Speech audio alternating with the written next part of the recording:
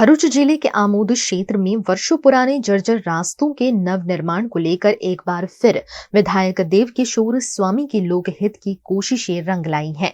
लोगों के बीच चर्चा है कि ये कार्य आमोद पंथक के लिए आशीर्वाद स्वरूप साबित होगा।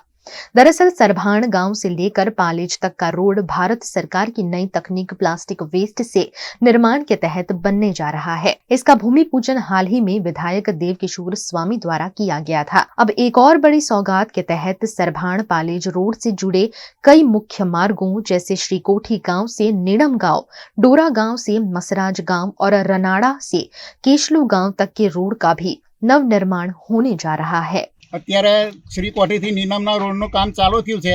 વર્ષોથી પેઢીઓથી બાપ દાદાઓથી આમોદ આવજાવ કરતા હતા અને આ રોડનું કામ ચાલુ થવાથી ગામ આજુબાજુના બધા ગામવાળા લોકો ખુશ છે અને આ આશીર્વાદ રોડ થશે।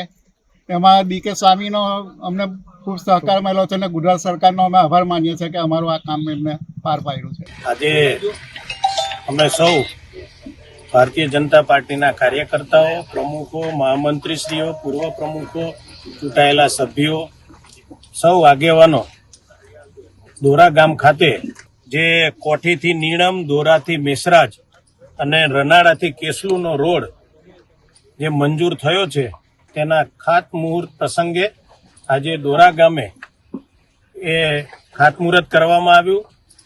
विशेषमां आ विस्तारमां घणा समयथी आ रोडनी मागणी हती अने मागणी सरकारमां रजू करवामां आवी अने सरकारे तात्कालिक आ रोड मंजूर करीने आजना दिवसे आ रोडनुं काम ज्यारे शरू करवामां आव्युं छे त्यारे हूँ गुजरात सरकार माननीय भूपेन्द्रभाई पटेल अने एमना मार्ग अने मकानना तमाम अधिकारीओनो हृदयपूर्वक खूब खूब आभार व्यक्त करूं छुं।